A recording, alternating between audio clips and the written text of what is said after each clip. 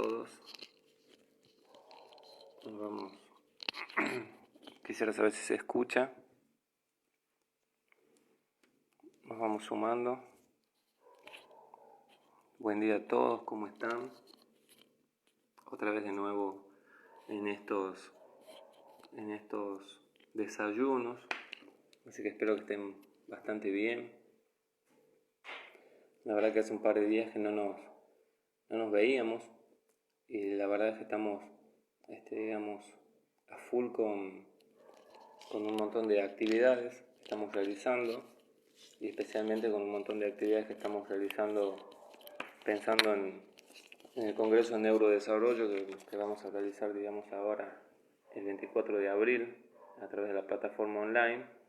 Entonces eso nos está consumiendo bastante tiempo. Bueno, voy saludando a todos los que nos van siguiendo, a todos los que se van conectando. Ya llega Silvia, porque siempre me preguntan por Silvia. Ya llega, está acá, terminando de hacer un café, porque esto, como siempre, siguen siendo desayunos, donde entre todos nos vamos acompañando y dando una mano. También es cierto que para empezar a hablar, ayer hemos empezado a tener algunas noticias, como por ejemplo anuncios del presidente, que las personas con discapacidad podrían salir de su casa. En Argentina está bueno tener en cuenta que hasta que el decreto de necesidad y urgencia, el DNU, no salga, tenemos que ser muy cuidadosos con eso. Y aún así, si el decreto saliera, no nos debemos olvidar que esto es solamente para situaciones de emergencia, porque hay muchos niños que realmente están bien en su casa y no necesitan salir. Entonces, todavía no se sabe bien las especificaciones, por eso estaría bueno esperar a que se sea publicado y si las provincias lo van a regular, porque ayer el presidente había planteado esto de que cada provincia iba a tener que llevar determinados proyectos con determinados protocolos. Suponemos, que sí van a poder salir, pero a ver, las recomendaciones, como se acuerdan cuando apareció la circular de la Agencia Nacional de Discapacidad, que después duró 24 horas y fue derogada. Lo importante que ustedes tienen que saber es que es solamente para ir a las inmediaciones del hogar, y que es solamente para situaciones de emergencia. No tienen que tratar de salir de la casa de manera innecesaria. No tienen que salir de la casa de manera innecesaria, tienen que tratar de exponerse lo menos posible. También tienen que tratar de pensar en que la cuarentena sigue. Entonces, no porque nos hayan dado permiso, aparentemente vamos a empezar a salir de manera compulsiva, porque si no esto, al final va a romper la cuarentena y va a terminar siendo, sumamente problemático.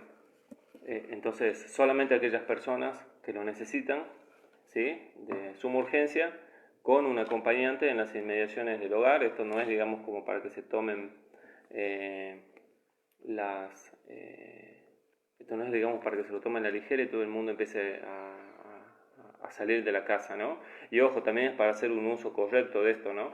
Porque si yo tengo mi hijo con autismo y aprovecho el permiso como para salir a visitar a mi papá, a mi tío, a visitar a unos amigos, la cuarentena se está rompiendo. Así que vamos saludando ahí a Mariana, a Marina, a todo el mundo que se va conectando, a la gente de Avellaneda. También queremos mandar un saludo, a todos nuestros seguidores. Ayer hemos sumado 17.000 seguidores. La verdad que para nosotros es un gran logro, es tratar de llegar a 17.000 familias. Sí, totalmente. Hola chicas, ¿cómo están? Entonces, y bueno, saludo a la gente de la red federal también de GD Padres TEA, que también siempre nos acompaña y nos acompañamos mutuamente, a través de las redes. Así que les mando un cordial saludo, les mandamos un gran saludo a todos. La verdad que hemos visto durante este mes del autismo, que todavía no se termina, muchísimas charlas, la verdad que todas excelentes, muy buenas. Súper interesantes algunas, sí. Pero venimos viendo por ahí, digamos, en algunos temas, desde hace un tiempo, ¿no? Que, por ejemplo, hay temas que son un poco tabú, un poco... Sí. A ver, No convengamos de que no se pueden hablar. Hay muchas temáticas en donde que por ahí no son abordadas y los papás con justa causa siempre es un reclamo hacia los profesionales, por ejemplo, aquellas personas, digamos, que tienen por ahí casos más severos, cómo hacer para manejar, cómo hacer para controlar. Hay una romantización por ahí de la discapacidad. Entonces, en ese sentido, nos gustaría también a través de estos lives poder llevarle un poquito de respuestas por ahí a esos papás. Y el tema de hoy, que es el tema de abordaje respetuoso y responsable de la farmacología, es un tema que no siempre por ahí es abordado. Hola chicas, todas están ahí. Estamos acá con Facebook y acá con Instagram, así que vamos saludando a todos. Les aclaramos que somos súper nuevos en esto de Instagram. La verdad de que bueno, no nos cuesta un poco salir de Facebook porque bueno, uno ya tiene el hábito de conectarse de una determinada manera y también las caritas de sueño que tenemos es porque, bueno, nosotros les contamos, por ahí siempre nos dicen, ¿por qué no hacemos los lives por la tarde? Que generalmente son los horarios en donde más gente se conecta. Bueno, nosotros les contamos de que, como ustedes saben, nosotros somos papás, tenemos 2 nenas, entonces ahora están dormidas. Y para que nosotros podamos estar haciendo lives, tenemos que quedarnos hasta la noche, hasta que se agotan, y eso hace que nos levantemos así como un poco así como cansados. Por eso estamos acá con el café al costadito, pero la verdad es que bueno, el poder interactuar con todos ustedes, el poder hablar, la verdad es que es algo que nos genera mucha alegría y que sinceramente sentimos que les sirve. Recibimos muchísimos comentarios de papás que nos dicen que ¡ay, mira, ahí está mi hermano! Hola, Titi, ¿cómo estás? Hola, Augusto. Qué metiche, mira. ¿Qué haces acá? Anda a dormir. Pero no, la verdad es que te extraño un montón. La verdad es que, bueno, como les decíamos, la idea es llevar la información práctica, información que, como saben, nos tomamos el tiempo de chequear. Queremos información que sea de calidad, con fundamento científico, en base a las últimas actualizaciones, y eso lleva también un trabajo de preparación. ¿Sí? Entonces, bueno, vayamos arrancando. Nosotros más que nada lo que habíamos pensado en este tema, que era un tema que generalmente no se habla, y no se habla porque generalmente quizás muchos profesionales, o como yo les decía, hablar de medicación es bastante complicado. Porque hay particularidades que obedecen a cada caso, que obedecen a cada situación, y eso es entendible y lo vamos a tener en cuenta hoy. También es importante, digamos, el miedo que hay, digamos, con respecto a la medicación, y en eso te queremos aclarar una serie de cosas. El miedo como papá lo vas a seguir teniendo. Nosotros no te vamos a sacar con este live el miedo a la medicación, porque está lógico, está bien que tengas miedo, es lo lógico. Lo que nosotros queremos es que, por ejemplo, no se saque el estigma de la medicación, sino que se deje de estigmatizar a las personas que toman medicación. Sí. ¿Sí?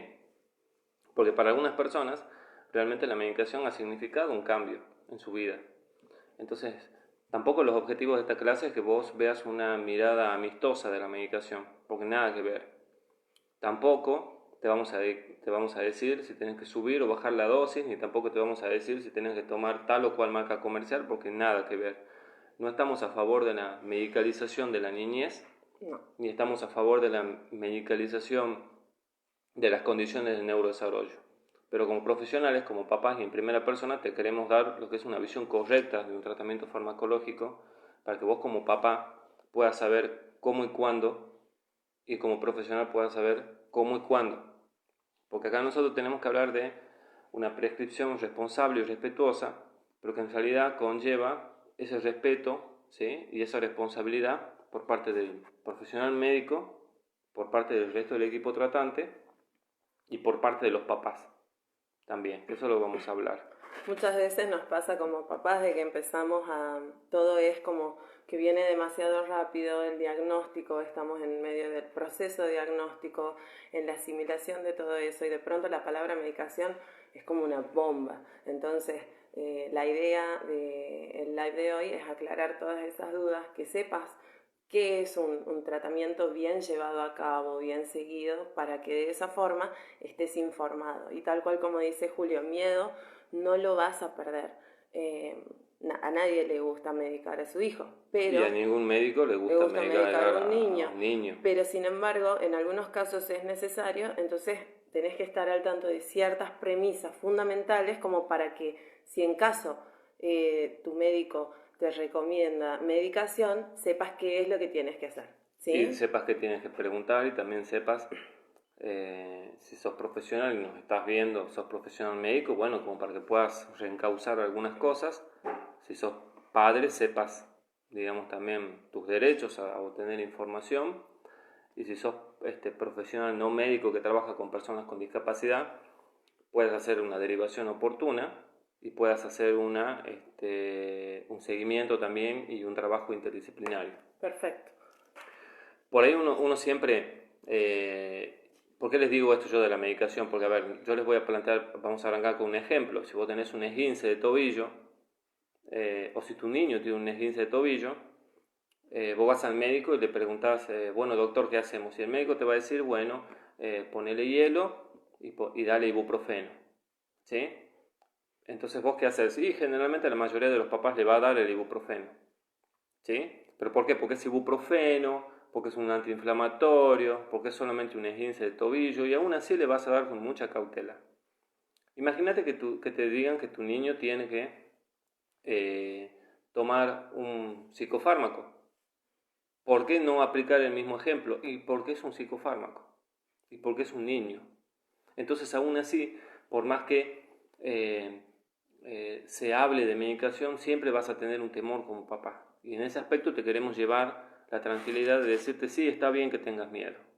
Y vas a tener miedo por más que tu hijo tome la medicación desde hace 20 años o desde hace un mes o si en algún momento tuviera que tomarla. Entonces está bien que tengas miedo, porque sos un papá y los papás tenemos miedo.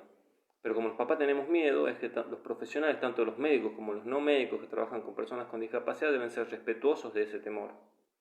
Y por eso es que también se deben evacuar todas las dudas y se debe hacer, digamos, un seguimiento sumamente responsable, acompañando a los papás en esos temores, ¿no? Porque hay un montón de preguntas que de pronto surgen por la cabeza de un papá, que digamos, la mayoría de las veces no son ciertas y que están ayudadas por el inconsciente colectivo que te dice que la medicación lo va a dopar, ya no va a ser el mismo, que va a tener severos efectos adversos. Bueno, la mayoría de las veces no es así, pero aún así el miedo está y está bueno que lo tengas, ¿sí? Porque sos su papá y el no tener miedo no es algo que nosotros los papás, digamos que tenemos nenes con alguna condición, no tengamos. Sí lo tenemos, pero yo le aseguro que tenemos la fortaleza suficiente como para poder sobrellevar esos miedos y poder sortearlos. Algo que es importante, acá vamos teniendo un machete como para ir organizándonos. Sí, porque si no después nos colgamos y terminamos hablando de cualquier cosa y nos queda corto el tiempo. Entonces siempre hacemos una ayuda a memoria como Exacto, es que la palabra medicación y la palabra psiquiatría generan mucho miedo, ¿sí? ¿Sí? De pronto, y eso tiene que ver con las derivaciones mal hechas, ¿no? Cuando te mencionan la palabra medicación se te vienen un montón de preguntas y un montón de miedos, que en eso vamos a coincidir. Pero cuando te mencionan la palabra psiquiatría, vos tenés la sensación de que tu niño o una persona, joven, adulto, ha tenido que llegar al psiquiatra. Es como que cayó al inframundo, es como que... La última instancia. Exacto, es como la última instancia, es como decir, qué mal que está como para que llegue a un psiquiatra, cuando nada que ver. Entonces, lo importante también de esto es el hecho de pensar en que la psiquiatría de hoy no es la misma psiquiatría de hace 40 años. Después podemos sentarnos a charlar, digamos, la fama que se hizo la psiquiatría durante los años, que en eso vamos a coincidir en un montón de cosas. Pero la psiquiatría de hoy no es la misma de hace 30 años, y los fármacos de ahora, digamos, y la forma en la que uno los conoce no es la misma que hace 30 años. ¿Sí? Algo que es fundamental es que la medicación para algunos casos sí representa, digamos, una puerta. ¿Qué significa? Una oportunidad. Una oportunidad de poder ayudar a un niño en un desafío que está presentando, y constituye, en algunos casos, a veces, cuando esa medicación corresponde, un pilar más del tratamiento, que es tan importante como los otros, como la psicóloga, como la fono, como la TO, como la kinesióloga. Entonces la medicación no es más ni menos. No esperemos de la medicación resultados milagrosos, porque eso no sucede. Porque acá viene el ítem fundamental que nosotros tenemos que tener en cuenta. No se medica el núcleo de la condición o trastorno, como vos le quieras llamar, que tu hijo tenga. Entonces, no vamos a medicar el autismo, no vamos a medicar el déficit de atención, no vamos a medicar la discapacidad intelectual, no vamos a medicar la dislexia, porque no existe ninguna medicación para eso. Aquel profesional que te diga que van a medicar eso te está mintiendo. Porque... O se está equivocando en realidad. Exacto. Se está equivocando en lo que está expresando. La condición es la condición que ya trae el niño, y lo que se medica son signos o síntomas aislados para ayudar al tratamiento. ¿Sí? La medicación lo que te va a ayudar es en poder sortear determinados desafíos por los cuales tu nene está atravesando, que están generando un gran impacto en su calidad de vida. Pero no existe, y hasta el momento, digamos, ni siquiera se está hablando de una medicación que actúe puntualmente en el núcleo. No hay una medicación para el autismo. Hay una medicación para algunos desafíos de personas con autismo o de personas autistas. Entonces eso es importante tenerlo en cuenta para que, digamos, la información sea llevada de manera correcta. Entonces nosotros nos vamos a tener que preguntar, bueno, a ver, ¿cuáles son esas situaciones o esos desafíos donde nosotros, digamos, podemos ver de que existe, y esto vamos a aclararlo bien, de que existe la posibilidad de que se requiera la valoración de necesidad de tratamiento farmacológico? Es cuando, por ejemplo, los niveles de ansiedad son muy altos, ¿sí? Y esos niveles de ansiedad muy altos, ¿qué es lo que van a determinar? Por ejemplo, vamos a hablar, digamos, grandes rasgos, muchas estereotipías, muchos problemas en el apetito, puede generar mucha irritabilidad, con poca tolerancia a la frustración, ¿sí? Digamos, el niño, la persona no tolera que algo, digamos, no salga bien o como él tenía planeado. Cuando hay un problema importante en el sueño, cuando se nos empieza a presentar un trastorno grave del sueño, ahí también nosotros tenemos que valorar, digamos, la posibilidad de una evaluación. Porque por ahí lo que nosotros podemos llegar a ver, que hay muchos niños que, digamos, pueden recién conciliar el sueño a las 2 o 3 de la mañana, o se han despertado en la madrugada y no vuelven a dormir hasta el otro día. Y eso sí genera un impacto en la calidad de vida del niño en un montón de aspectos, y también va a generar un impacto en la calidad de vida de los convivientes, del grupo familiar. También podemos valorar, digamos, la posibilidad de un tratamiento farmacológico en aquellas personas que de pronto estén enfrentando desafíos como impulsividad, lo cual los lleva a las lesiones, ya sea hacia sí mismo o hacia otros. También cuando hay una caída grande de la atención, ¿sí? Hay muchas dificultades en la atención que condicionan mucho su posibilidad de aprendizaje, especialmente su posibilidad de aprendizaje escolar, y que lo exponen ya demasiado a un riesgo pedagógico muy alto.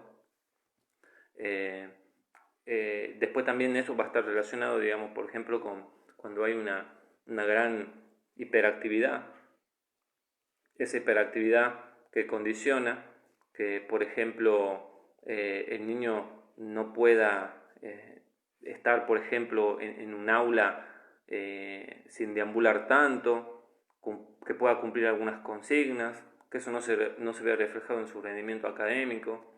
También cuando esa hiperactividad lo expone a situaciones de riesgo, ¿no? Como por ejemplo no querer dar la mano al papá cuando camina y cruzar la calle de manera brusca, subirse a una escalera, subirse a un placar, o digamos ese constante movimiento. Búsqueda de situación de riesgo. Exacto. Entonces, si nosotros nos podemos saber esto que yo les acabo de contar, vamos a tener que sacar algunas conclusiones. La primera es, ¿qué niño no ha tenido grandes niveles de ansiedad? ¿Qué niño no ha tenido grandes desafíos a veces con su hiperactividad, con su atención? ¿Qué niño por ahí no ha hecho un berrinche y se ha golpeado o ha golpeado? Entonces de pronto parecería ser de que vamos a medicar a todos.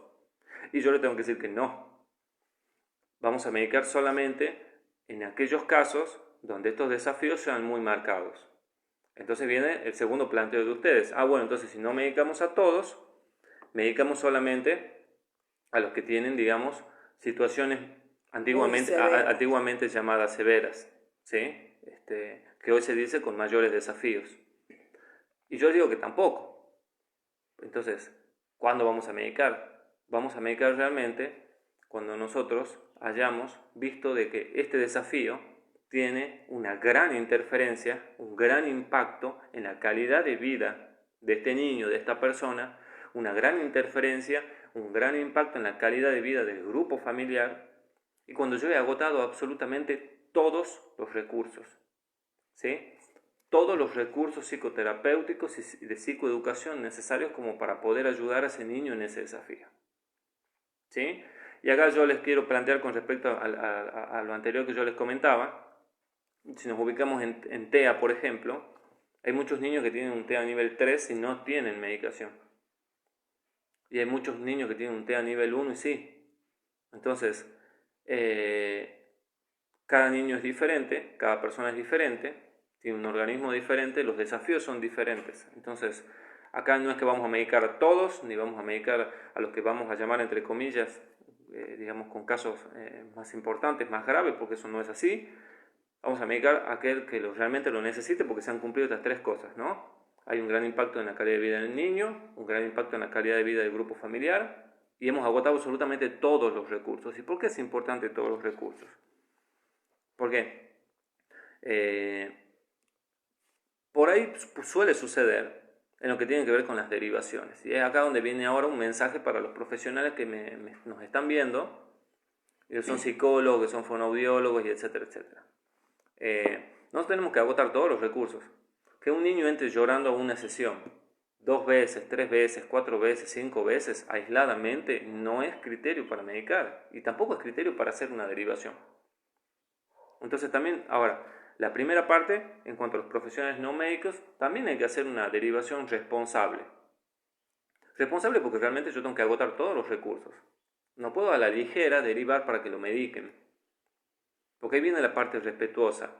Cuando uno le comunica a un papá, mira, te voy a derivar, porque realmente creo que tu hijo necesita medicación, esa frase, esa palabra, esa frase, ese mensaje, realmente para un padre es sumamente fuerte, genera angustia.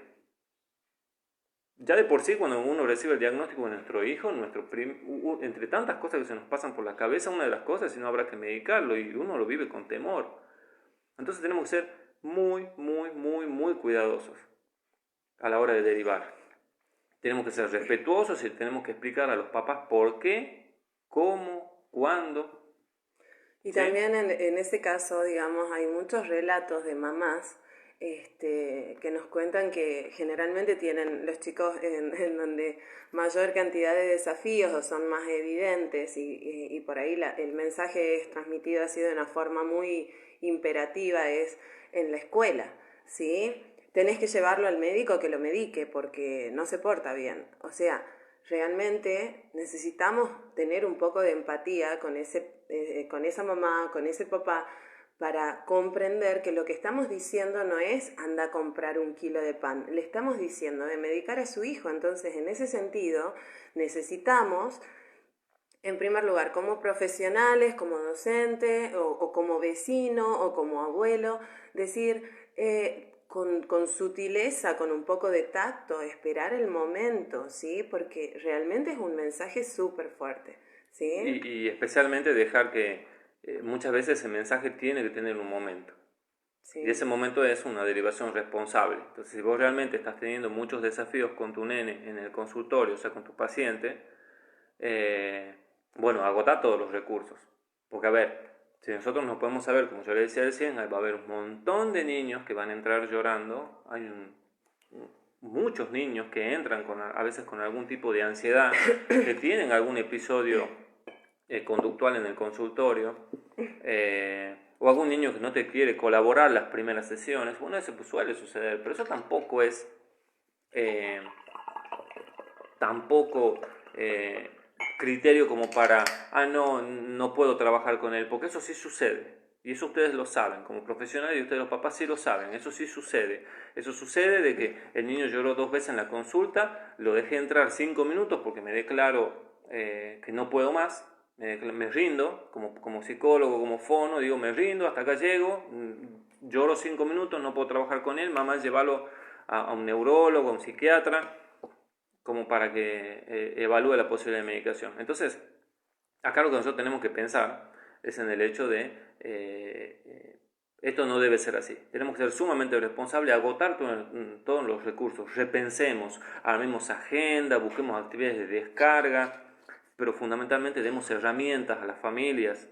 También Porque si yo no le doy herramientas a las familias, ¿sí? Y probablemente muchas cosas se van a seguir reforzando. Ya hemos hablado, digamos, días anteriores de lo que tiene que ver con el manejo de conducta, el manejo de la ansiedad. Entonces, por ahí también está bueno pensar en eso. El hecho de darle herramientas a las familias, porque si no, caigo en derivaciones totalmente innecesarias. Y acá nos topamos con el segundo escalón, el segundo inconveniente, y es que generalmente cuando hacemos la derivación, acá el sistema de salud en Argentina tiene una serie de inconvenientes. Muchas veces, y con el perdón de mis colegas, el sistema público está súper desbordado y no te dan un tiempo prudente para una consulta, el médico. Te lo ven 5 minutos, vos le contás lo que tiene, te pide un estudio, con suerte, y lo tienes que ver dentro de 6 meses, un año. O te da una medicación, así, rápido. Después generalmente las obras sociales se manejan con un sistema intermedio. Quizás un médico que no te pueda prestar atención por muchas cuestiones. No vamos a entrar a discutir en eso, pero generalmente el segundo gran problema que tenemos en estas derivaciones inoportunas es que por ahí el médico medica a la ligera. Eso es una realidad y eso no tiene que suceder. Eso no debe suceder, ¿sí? Porque es acá donde hemos hablado ya de una derivación responsable y respetuosa por parte de los profesionales no médicos que trabajan con personas con discapacidad, y ahora te vamos a hablar del médico. Nosotros tenemos que tener en cuenta que cada vez que uno piensa en evaluar un niño, lo que uno tiene que ver es la posibilidad de realmente conocer al niño, hacer una evaluación completa, y ahí empieza a hablar, digamos, lo que tiene que ver con la responsabilidad. Un médico tiene que evaluar a ese niño y considerar, cuando así corresponde, digamos, la posibilidad de un tratamiento farmacológico, en base a su criterio personal. Su criterio personal es su experiencia, pero también debe apoyarse en sus conocimientos, y sus conocimientos tienen que ver con su formación y con la actualización, chicos, con la actualización de las guías clínicas, con la actualización de las guías clínicas de los medicamentos que están aprobados, de los medicamentos que están no aprobados, porque hoy por hoy escuchamos todavía niños que han sido medicados, por ejemplo, les voy a dar un ejemplo, con haloperidol. No hay ninguna guía clínica que avale el uso de haloperidol en los niños, ¿sí? Sin embargo, muchos profesionales, por ejemplo, lo siguen dando, con todos los efectos que eso genera. Entonces, acá el médico no importa si es joven, porque generalmente se cree que porque es joven no tiene tanta experiencia, o si es viejo porque realmente está desactualizado, sino que lo que importa es que realmente esté capacitado y que tenga un manejo de la clínica, un manejo de su criterio y manejo de las guías, que esté actualizado, que sepa qué es lo que se está usando, qué es lo que no se está usando, los efectos adversos, los efectos fundamentalmente terapéuticos y por qué lo damos. ¿Sí? Aparte, es muy importante porque en la selección del médico es en quién vas a confiar, ¿sí? Y esa no es una elección fácil. Entonces, por ahí hay lugares que nosotros estamos en contacto por ahí con otras provincias, con otros países, con otras realidades, en donde nos dicen, bueno, pero es el único médico que hay. Bien, en esos casos, sí, pero preguntarle al médico, tratar de sacarte todas las dudas, porque si no, si vos no tenés una real seguridad en el tratamiento o en lo que él está haciendo, entonces eso te va a generar una ansiedad que es muy innecesaria, ¿sí? También lo que nosotros tenemos que pensar es que también una medicación responsable es cuando el médico va a tener en cuenta algunas cosas, ¿no? Entonces ahora yo les voy a contar qué es lo que un médico debería tener en cuenta. Lo primero que debe tener en cuenta es que todo niño es diferente, toda persona es diferente. Después de haber evaluado que existe la posibilidad de pensar en un tratamiento farmacológico por este impacto que yo les dije, lo que uno tiene que pensar es que cada niño es diferente. Yo no me puedo quedar con un fármaco porque a mí me gusta, no, porque ese fármaco en un niño anda bien, en otro no genera el mismo efecto. De alguna u otra manera lo que nosotros tenemos que pensar es que en medicina 1 más 1 no es 2. Es más, nunca es 2. La medicina no es una ciencia exacta. Entonces nosotros como médicos tenemos que tener sumo cuidado con esto. Entonces tenemos que hacer una buena evaluación idiosincrásica del niño. Nunca vamos a poder saber puntualmente aspectos moleculares, ni si el niño va a responder o no va a responder bien. Pero en base a estos criterios anteriores que yo les comentaba, nosotros podemos hacer una estimación. Pero no tenemos que olvidar de otra cosa. Por ejemplo, de situaciones clínicas. ¿Sí? Y acá viene algo que es fundamental. Hay situaciones clínicas que generan, por ejemplo, un aumento de los desafíos. ¿A quién no le ha pasado de que, por ejemplo, en un par de días o de un día para el otro, el niño ha empezado a lesionarse cuando no lo hacía, o a pegarle a otro niño cuando antes no lo hacía, o de pronto está mucho más ansioso, mucho más irritable, está molesto, no está durmiendo? Cuando eso sucede de manera brusca, lo primero que nosotros tenemos que pensar es en algo clínico. Porque porque un niño empezó a no dormir o empezó a aumentar, a llorar, a golpearse. Yo veo muchas veces en los foros porque veo en los foros de Facebook que dicen generalmente son regresiones. No, lo primero que tenemos que descartar en una situación así son justamente situaciones clínicas. y esas situaciones clínicas generalmente tienen que ver con dolor. Son muy comunes las otitis y son muy comunes los dolores por caries.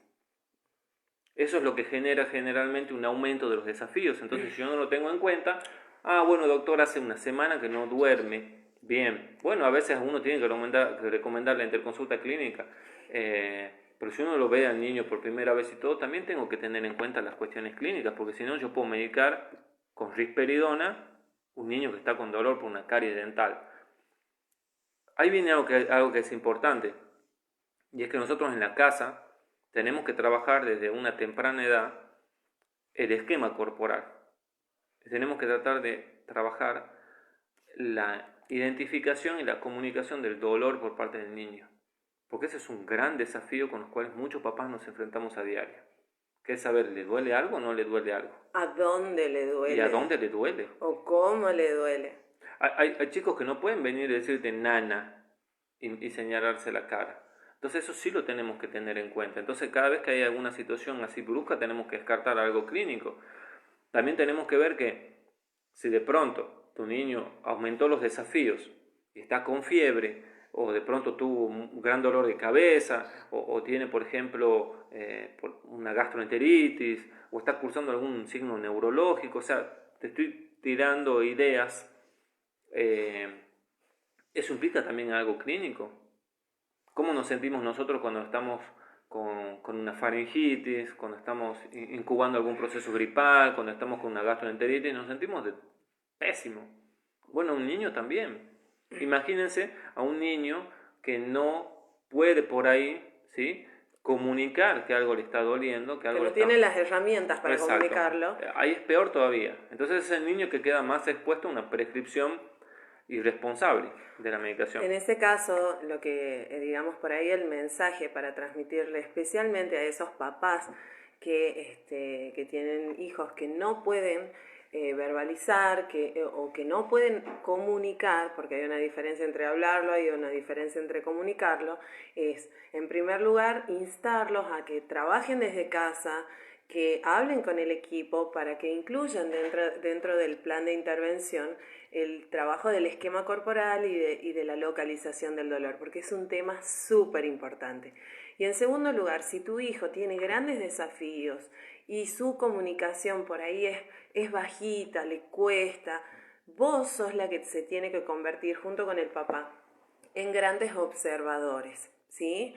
¿Qué quiere decir ser un gran observador?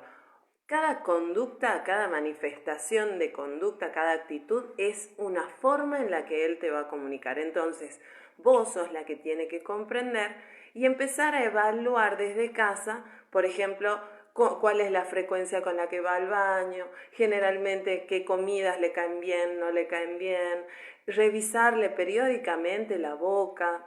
Uno de los ejemplos que yo siempre les digo a los papás es el hecho de, y no voy a hablar mucho de odontología porque yo ya me empiezo a ir a la parte odontológica, pero sí para practicar el autoexamen bucal y para que vos le puedas revisar la boca a tu hijo, en un espejito de mano te recomiendo que le pongas una capa de film, no es film, es contact, ¿sí? Para que sea irrompible, le agregas un picto de una boca abierta, ¿sí? Entonces cuando le mostras, el nene ve la foto y automáticamente abre la boca y de esa forma vos la revisás, ¿sí? Si ves un puntito, si ves una manchita blanca, si ves algo que es diferente, urgente llevarlo al consultorio, ¿sí? No esperemos al cráter, al flemón, a que tenga la cara hinchada. La prevención, especialmente en la parte odontológica, es vital con cualquier niño, no solamente con los niños que presentan alguna condición. Exacto, y porque fundamentalmente, como yo les decía, el dolor es un motivo de consulta que generalmente es muy difícil de manejar en los consultorios pediátricos, sí, y que generalmente puede dar lugar digamos, a una medicación innecesaria. Al menos yo particularmente, cuando un papá me manda un mensaje y me dice, doctor, sabe que hace 2 o 3 días que está así, yo siempre pregunto, ¿pero ha pasado algo? ¿Le pasa algo? Porque si no, yo podría decirle, sí, aumentarle las gotas. No, hay que pensar, hay que ser sumamente cuidadoso. Espera, y también un llamado a la reflexión, y es el hecho de que estamos hablando de un dolor de muelas, estamos hablando de una angina, de una faringitis, y si fuera una apendicitis, y si fuera una situación en donde realmente necesitamos, de por sí sabemos lo que es llevar a nuestro hijo a que lo revisen en el pediatra. Generalmente es una lucha. Entonces, tenemos en ese sentido que conocer los niveles basales de cómo él se comporta, pero también no esperar a la urgencia y darle desde casa, con el apoyo del equipo, todas las herramientas necesarias como para que él pueda comunicar eso. Exacto. Una vez que lo hayas logrado, sí, bueno, el resto es, como digo yo, guarnición. Pero eso es algo vital. Eso te va a ayudar mucho. Otra cosa que también tenemos que tener en cuenta son las condiciones previas. Entonces, estos también son consejos, digamos, para los médicos que nos están viendo. Y yo tengo que evaluar situaciones previas que me pueden generar inconvenientes si es que yo doy medicación. Como por ejemplo, acá juega un papel muy importante lo metabólico. Si yo sé, por ejemplo, que la risperidona tiene un mayor porcentaje de probabilidad, lo cual no quiere decir, acuérdense que yo les dije, medicina 1 más 1 no es 2. No siempre que pasa. Tiene un probable riesgo mayor que otros fármacos de aumentar de peso, porque no a todos los niños los hace aumentar de peso, no a todos los niños los hace aumentar de peso. Pero si yo tengo un niño que tiene una contextura física un poco robusta, o que tiene un síndrome metabólico, o que tiene un cuadro de diabetes tipo 1, tipo 2, no le puedo dar risperidona. Porque a un niño que ya tiene una cuestión metabólica le estoy dando un fármaco que potencialmente podría ser un problema. Tengo que recurrir a otro, que tenga un efecto metabólico completamente diferente. También es importante que también se pidan los estudios que sean necesarios, ¿no? Por ahí un análisis de laboratorio, un electrocardiograma, ¿sí? Siempre que sea necesario, el médico tiene que pedir eso. Y acá viene lo importante, ¿no? Que es, una vez que más o menos nosotros hemos pensado en eso y el niño está con algún tratamiento farmacológico, lo que nosotros tenemos que hacer es un buen monitoreo del tratamiento. Y acá viene una responsabilidad del médico y una responsabilidad del padre. El monitoreo, ¿qué significa? Que yo lo voy a seguir al chico. Yo le puedo decir a la mamá, primero que nada, mira mamá, estos son los efectos que puedes generar, estos son los efectos que nosotros vamos a buscar, estos son los efectos, digamos, que por ahí no son deseables, que vos me tenés que avisar si aparecen, porque no siempre aparecen. Y también tenés que pensar en el hecho de un monitoreo que sea realmente real.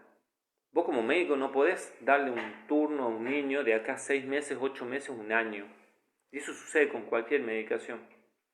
Porque en esos 6 meses, 8 meses han pasado muchas cosas. Primero, que lo más probable es que no te acuerdes ni el nombre del niño, ni el nombre de la mamá, ni nada, ni el diagnóstico, ni qué es lo que tenía. Segundo, es que de pronto, en esos 6 meses, ese niño yo te aseguro que se enfermó de una angina, de una gastroenteritis, ha tenido por ahí mayores o menores episodios de crisis, entonces eso da lugar a dos cosas, a una serie de cosas en realidad. La primera es que si surge algo, la mamá suspendió el tratamiento farmacológico y vos como médico ni te enteraste. Segundo, es que de pronto la mamá puede incurrir en el error de la automedicación. Decir, no, mira, como tengo el turno con el doctor dentro de 3 meses, yo le voy a ir aumentando las gotitas para que esté más tranquilo. No, eso es un error terrible.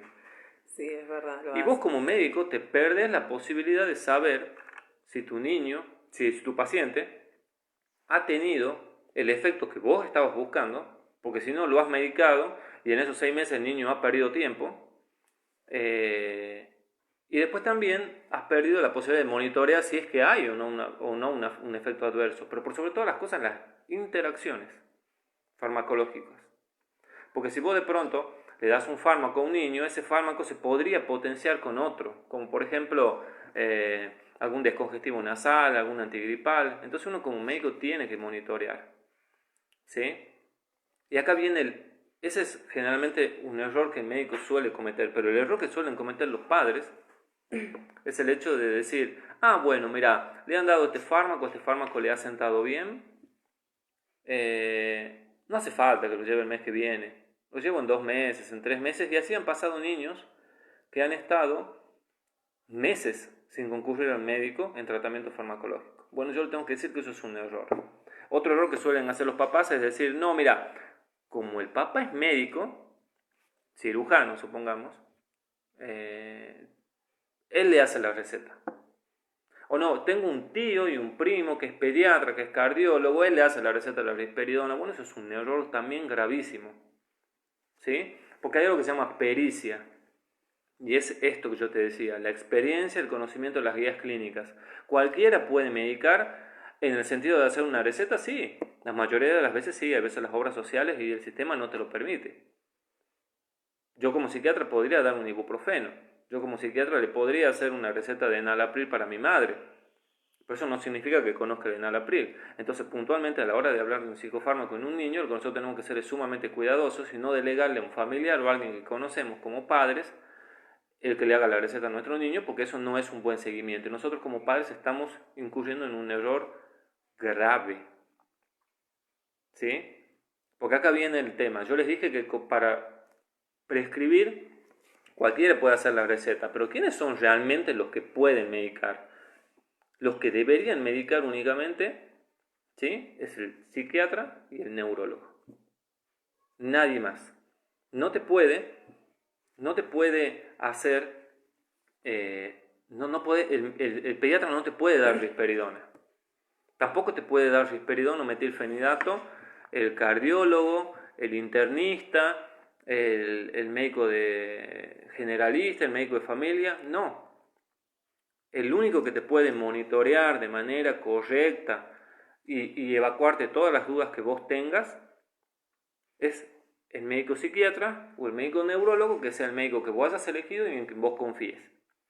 Porque si no, también los papás a veces cuando el médico no te da información como corresponde, nos vamos a los foros.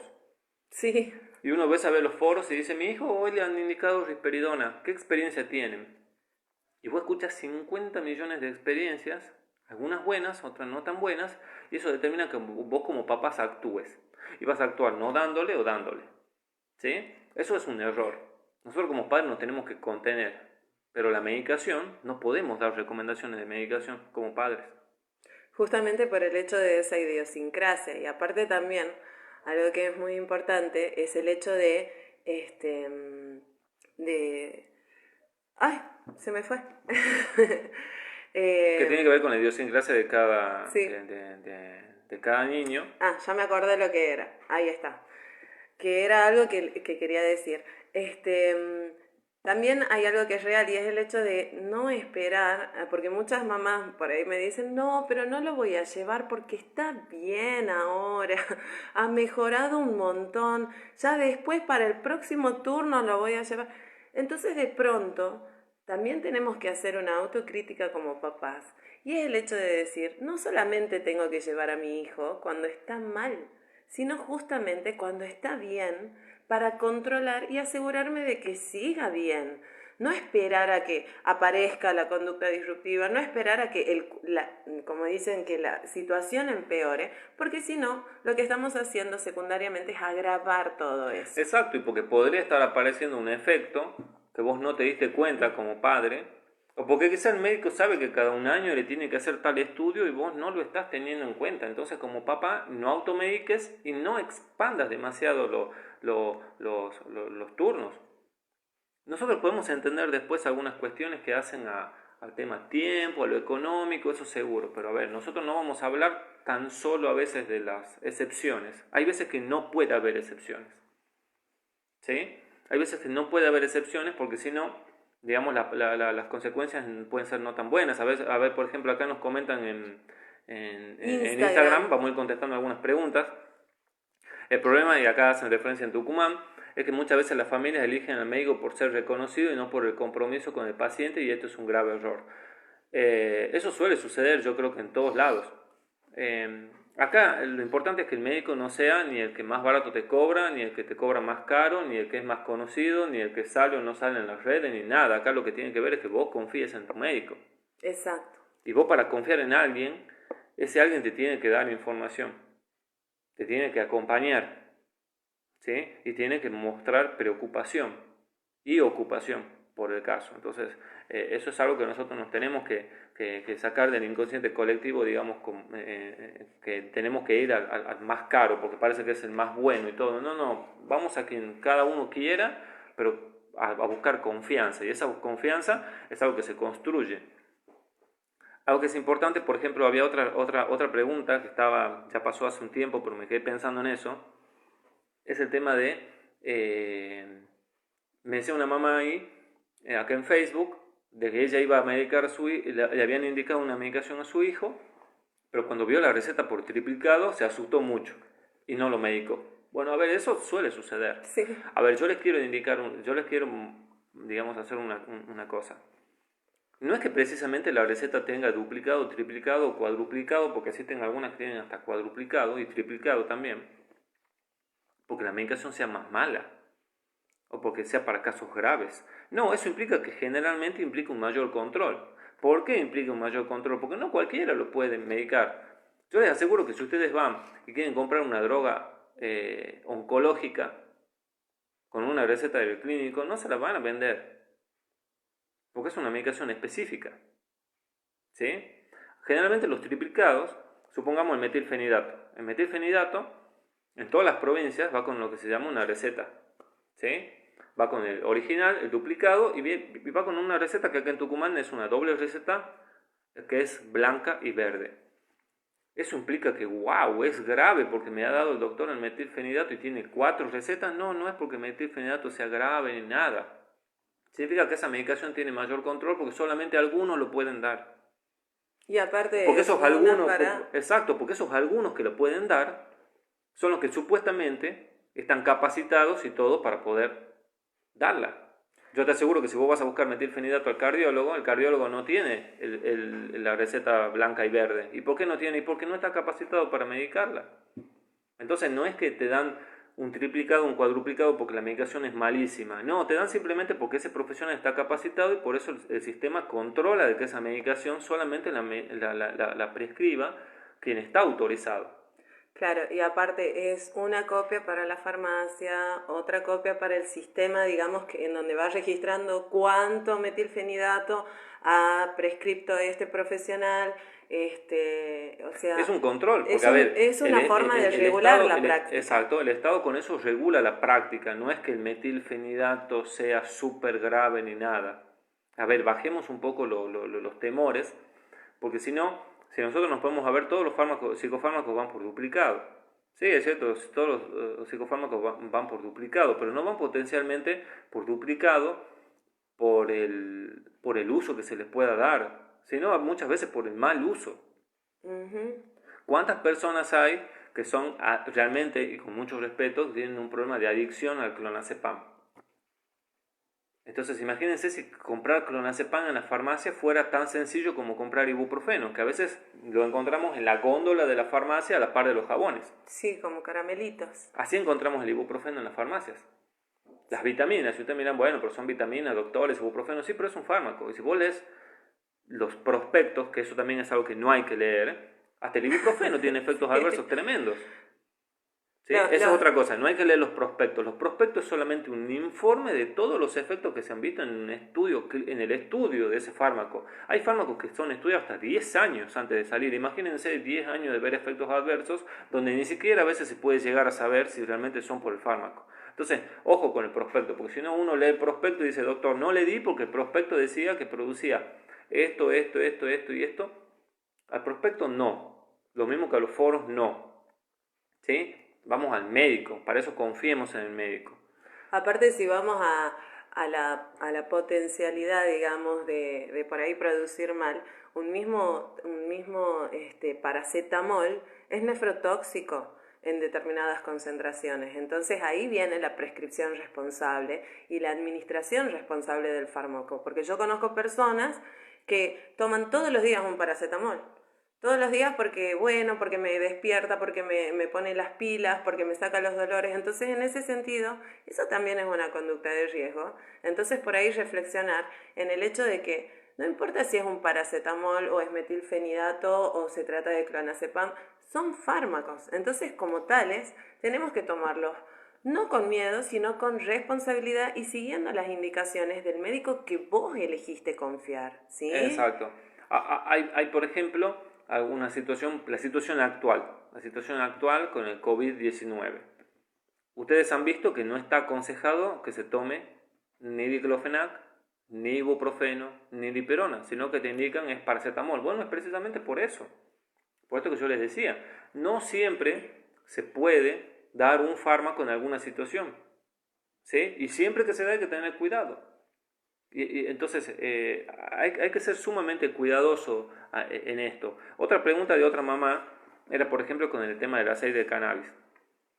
Esto ya recuerdo yo que el doctor Ruggeri, digamos, dentro de todo este ciclo de charlas que también tienen que ver con la red federal de TGD Padres TEA, ya aclaró también esto, yo lo vuelvo a aclarar de nuevo. No existe evidencia científica, ¿sí?, clara sobre el uso de aceite de cannabis, ¿sí?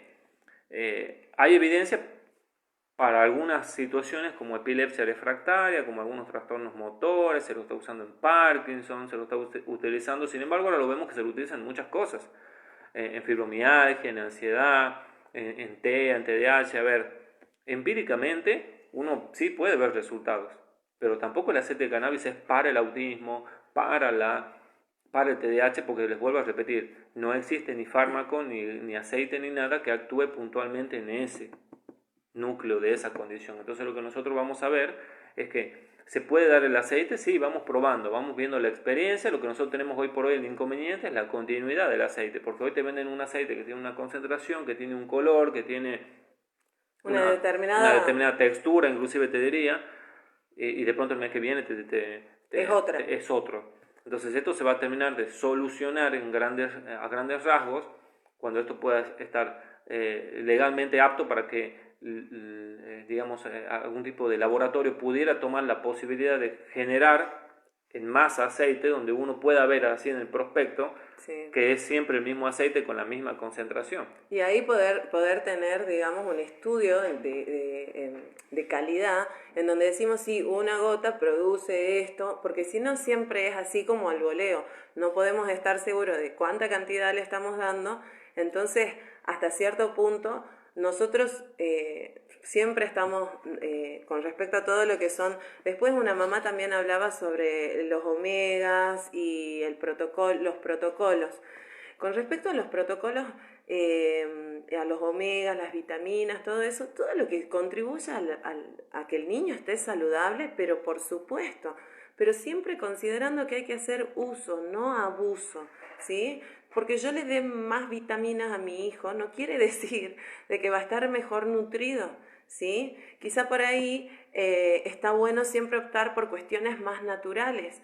No nos olvidemos que especialmente en el caso de TEA, tenemos muchos chicos que cursan con una selectividad alimentaria importante. Entonces, en esos casos sí, pero siempre no autodeterminarte, sino pregúntale a tu médico, porque no, al menos creo yo que ningún médico te va a decir, no, pero ¿cómo me vas a hablar de eso? Salvo que hablemos de ciertos protocolos que sabemos que no tienen ningún tipo de fundamento científico, pero todo lo que requiera alimentación podés incluso hacer una interconsulta con un nutricionista, ¿sí? Tratemos de promover dietas y una alimentación saludable para los chicos.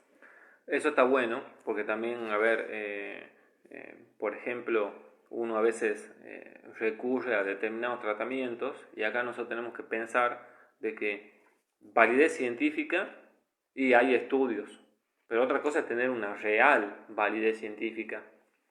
Y hoy por hoy, al menos supongamos que nos ubiquemos en TEA, lo único que realmente tiene evidencia científica es, digamos, en el nivel psicoterapéutico el modelo Denver. Es el único que realmente tiene por arriba de todos su nivel de evidencia científica.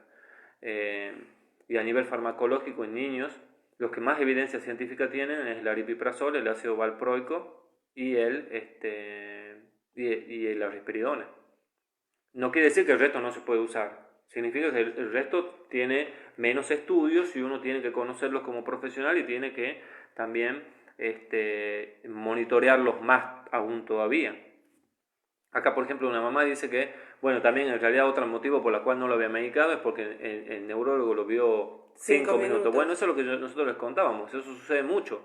Pero eso también obedece a muchas cosas, ¿no? Yo creo que cuando esta cuarentena se levante, nosotros como papás y como profesionales tenemos que pedir un cambio en el sistema. La discapacidad siempre es olvidada. Sí. Las personas con discapacidad o con alguna condición siempre somos, digamos, el factor de experimento. Bueno, hoy dejamos salir, mañana no dejamos salir, hoy aprobamos tal resolución para que cobren, mañana no, que sea virtual. Entonces siempre nosotros estamos en tela de juicio, siempre nos están condicionando y tenemos que pensar en cambiar eso. Nosotros también como papás no podemos permitir que el sistema nos ofrezca un médico en 5 minutos. ¿Sí? Porque lo que sucede es que muchas veces ese médico de 5 minutos es un médico que te lo ve en 5 minutos, te lo prescribe de manera innecesaria, puede potencialmente dar mal un fármaco y es una actitud inescrupulosa. Porque sí. Yo te aseguro que si vos ese mismo médico que te ve 5 minutos en el hospital, vas a su consultorio privado y pagas la consulta, te va a dar más bolilla. Y eso es sumamente poco profesional. Poco profesional. Y eso a mí particularmente me genera mucho odio, perdónenme la expresión. Perdónenme de hacer el Tucumán. Sí, me salió bien Tucumán. Sí. A mí eso me genera mucha bronca, porque realmente se juega con los niños, se juega con las familias. Después otra mamá había hecho una pregunta muy interesante, que es el hecho de la medicación produce adicción. A ver, nosotros tenemos que pensar que adicción es una cosa, que vos tomes un tratamiento, que vos tomes que tu niño o vos mismo tomes un fármaco por una condición o por una situación en particular, no quiere decir que vos te vas a volver adicto. ¿Cuáles son los fármacos que potencialmente pueden producir, digamos, algún tipo de dependencia? Son las benzodiazepinas, que sean el clonazepam, el alprazolam, el lorazepam, pero no siempre, pues yo para eso necesito tiempos muy prolongados en dosis demasiado altas, ¿sí? Pero son los que potencialmente tienen ¿sí? Esa posibilidad. En el resto, los estudios no son concluyentes, entonces hoy por hoy podemos decir que no. Lo que sí es importante saber es que muchas veces algunos papás me han planteado esto: ay doctor, hoy no le di la medicación y se ha notado, estuvo irritable, estuvo molesto, estuvo enojado. ¿No será que se está haciendo dependiente o adicto a la medicación? Yo le tengo que decir que no. Porque yo les hago una pregunta. ¿Un diabético tipo 1 que se inyecta insulina es adicto a la insulina? No. Ahora, pensemos lo siguiente. Un diabético tipo 1 que se inyecta insulina, ¿qué pasa el día que no se inyecta la insulina? Yo les aseguro que tienen 900 de glucemia, con mucho riesgo vital. Sí. Entonces, la medicación no es que genera dependencia, sino que hay veces que hay determinadas situaciones clínicas que necesitan de la medicación para estar estabilizadas. Todos estos desafíos que yo les contaba al principio, ¿se acuerdan? La ansiedad, la posibilidad de autolesión, las disminuciones de la atención, el aumento de la actividad, tienen que ver con desequilibrios de neurotransmisores a nivel cerebral. Entonces lo que yo busco con la medicación es equilibrar ese desequilibrio. Entonces existe una posibilidad que el día que yo no le dé, ese equilibrio se convierta en un desequilibrio de nuevo. ¿Sí? Entonces, eso no significa que el niño se ha vuelto adicto ni dependiente de la medicación, sino que solamente por ahora la necesita. ¿Sí? Y eso también es importante, que uno aprenda, ¿sí?, a lidiar con nuestra ansiedad como papás de decir: ay, yo quiero que ya la deje de tomar, que ya la deje de tomar. No, para, tranquilo. Habla con tu médico, sacate todas las dudas y él te va a saber decir hasta cuándo, cómo, y etcétera, etcétera.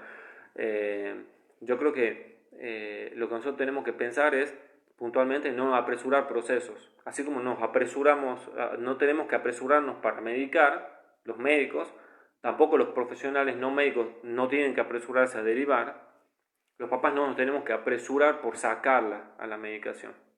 Sí. ¿Sí? Y tampoco nos tenemos que apresurar por medicar, los papás. Porque sí existe un grupo pequeño, pero existe, de padres que, digamos, o porque no tienen tiempo, o porque los profesionales no le han dado las herramientas, o porque no se sienten en condiciones, o porque la verdad que no la están pasando bien personalmente, y por un montón de otros factores más, que dicen: ay doctor, ¿sabe qué? No aguanto más, necesito que lo medique porque no lo soporto. Eso sí existe, lamentablemente eso sí sucede. Sí, es real. Bueno, eso está mal. Eso está mal, porque vos no podés realmente medicar Obligar, porque el papá se claro. cansó un par de días. No, yo les dije recién impacto en el grupo familiar, pero realmente, ¿qué es un impacto? Que vos como papá no puedas dormir, no puedas comer, te estén llamando todos los días de la escuela, entonces de pronto empezás a sumar cosas y realmente ves un impacto. ¿Sí? Acá, por ejemplo, dice: ¿hasta qué tiempo se puede dar el metilfenidato? Mi hijo llevo tomando casi un año, de lunes a viernes, la mitad de la De pastilla. lunes a lunes, dice. La mitad de la pastilla, y me ha tomado casi 4 años. ¿Hasta cuánto tiempo se pueden dar los fármacos? No existe un protocolo puntual. Uno en algún momento tiene que intentar sacarlos, eso sí es verdad. Uno tiene que hacer el intento de retirarlos en algún momento, siempre y cuando uno considere, en base a la evolución que ha tenido el nene y en base a que ya lo conoce al nene, ¿sí? En qué momento uno puede probar sacarlo. Entonces, con respecto a la pregunta de Constanza, ¿cuánto tiempo se lo puede tomar? Y hay niños que lo toman 10 años, hay chicos que lo toman 2 años. El metilfenidato suele ser motivo de controversia, porque por ahí hay protocolos que dicen que hay que tomarlo de lunes a viernes. La verdad que la mayoría de los protocolos dicen que hay que tomarlo todos los días, porque si no, vos de pronto con el metilfenidato tenés de lunes a viernes un niño, ¿sí?, que está más tranquilo, que presta más atención, que está bien en la escuela, ¿sí?, que es un niño que puede estar más sereno, más contento. En cambio, el sábado y domingo tenés un niño que se expone a riesgos, que está sumamente inquieto, que no duerme. Entonces también tenemos que pensar en ese impacto en la calidad de vida. Claro, y aparte también considerar cómo se siente ese niño. O sea, de lunes a viernes soy una persona, sábado y domingo soy otra. O sea, ¿quién soy? Necesitamos en ese sentido también tener esa unanimidad. Acá dice, quedan 18. Se ve que es por tiempo Instagram, así de que cualquier cosa... Vamos a ir finalizando en Instagram y vamos a pasar a Facebook. ¿sí? De todas formas, ya vamos terminando. Sí. La idea, como les decíamos con esto, desde el principio, nosotros no estamos a favor de la medicación, tampoco queremos que vos te saques el miedo, sino simplemente llevarte información de lo que ustedes como médicos que nos ven, deberían saber, ustedes como padres deberían saber, y ustedes como profesionales no médicos deberían saber, porque la medicación tiene algunas particularidades que hay que entender, pero acá lo importante, como yo les digo, es siempre la monitorización, comentándole al papá también cuáles son los efectos que espera ver, por qué uno le da, evacuar todos los miedos, evacuar todas las dudas. Algo que acá también es importante es respetar la opinión del papá, porque el papá te puede decir, doctor, y eso no irá a hacer aumentar de peso.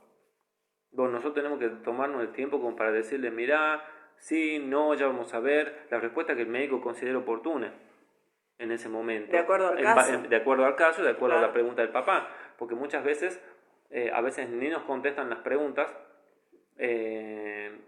y por ahí muchas veces ni siquiera respetan nuestras dudas o nuestros miedos. Bueno, acá Constanza nos dice que el único problema es que le quita mucho el apetito. Sí, ese es un efecto bastante común del metilfenidato, porque también eso es sobrellevable.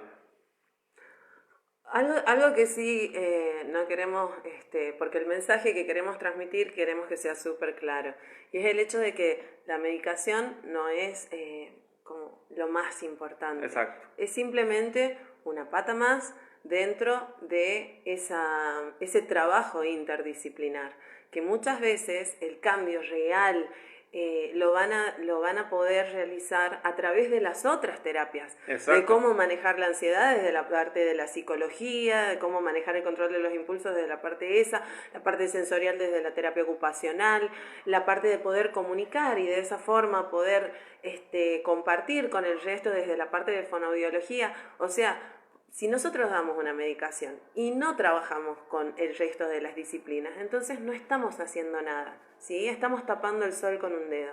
Y eso no funciona tampoco. Entonces necesitamos en ese sentido también profesionales que estén realmente involucrados y que el médico no sea un islote perdido haciendo lo que considera, sino que realmente el médico se comprometa y se comunique con el equipo para poder trabajar todos juntos y apuntar hacia donde, a llevar al niño, digamos, a donde necesita. Claro, ¿sí? supongamos, a ver, yo te doy un ejemplo claro.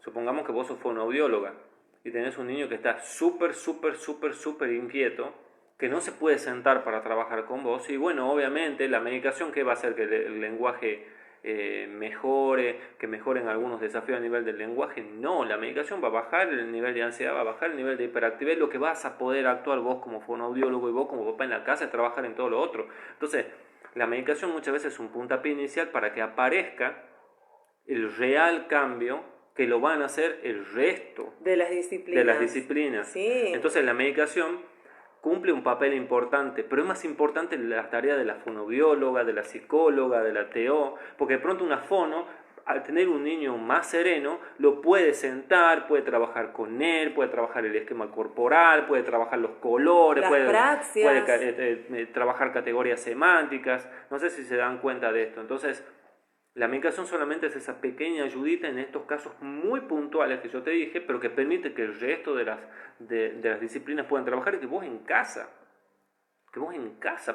puedas también, digamos, trabajar como papá en base a las recomendaciones que te dan los profesionales y el equipo. Entonces, por eso también es siempre importante, como yo les digo, la comunicación en el equipo, ¿no? El comunicarse entre todos, como para poder aunar criterios y pensar, ¿sí? Porque por ahí podría ser importante también que si vos fonoaudióloga derivaste a un niño para medicación, que el médico te diga por qué no.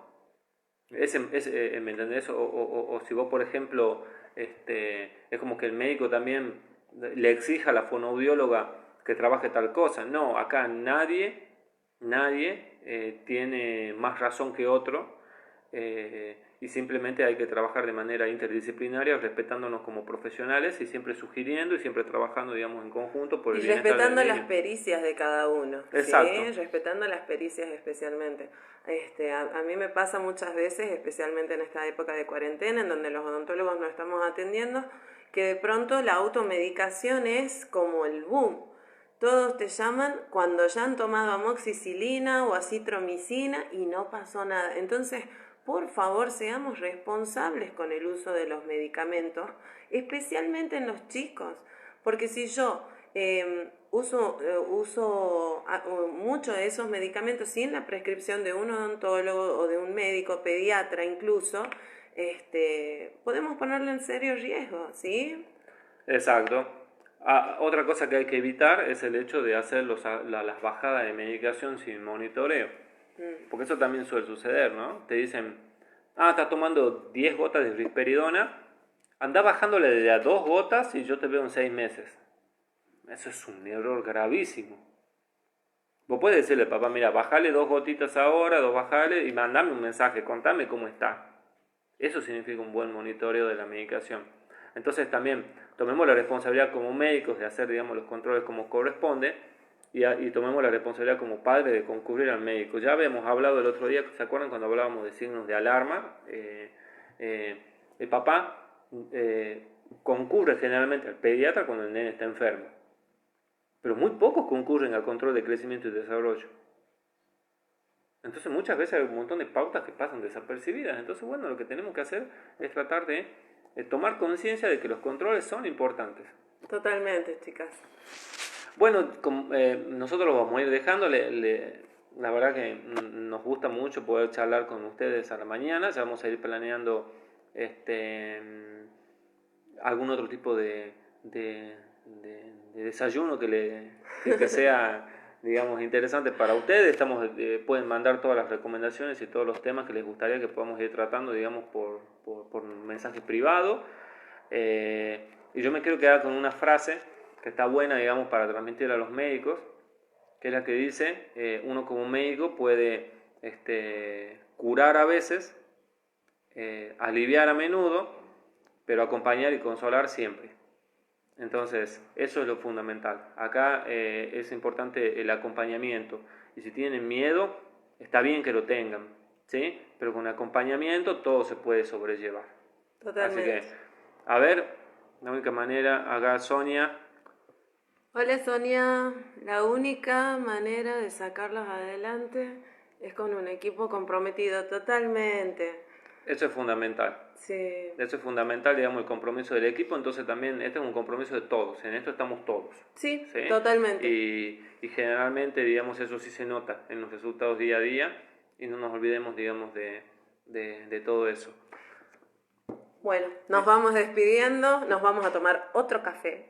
Así de que bueno, si les quedó alguna duda, esperamos haber sido súper claros, porque la verdad es que son tantos los temas que por ahí nos gustaría compartir, comunicar, pero realmente por una cuestión de tiempo y como les decíamos con la organización del Congreso estamos un poquito desbordados, pero bueno, la intención siempre es tratar de llevarle la mayor claridad en la información, en lo que transmitimos, así de que bueno, les mandamos un beso gigante y les pedimos de que se sumen a la página de Instagram, porque ahora como que Instagram está de moda, entonces bueno, a veces vamos a transmitir por Instagram cuando Facebook no se pueda, porque las redes con esto de la cuarentena están como súper saturadas y por ahí se dificulta el tema de por ahí las conexiones. Entonces, en caso de no poder conectarnos por un lado, tenemos la opción del otro lado, ¿sí? Exacto. Y le mandamos un saludo acá a Zuleika Dueñas, que nos está viendo desde México, que es pediatra. ¡México! Que es pediatra. Ella como colega, bueno, ella también nos cuenta que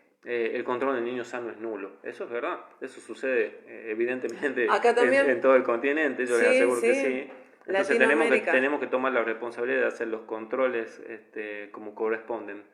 Les mandamos un gran saludo. Vamos a estar comunicando cuando es el próximo live. Así que bueno, espero que tengan un excelente sábado, que mañana tengan unas muy felices Pascuas. Totalmente. Quédense en casa, ¿sí? Nos sigamos cuidando entre todos. Ya cada vez falta poco, vamos a poder vencer todos juntos, digamos, esta situación. Y les mandamos un gran saludo. Chao chicas, que estén bien. Chao.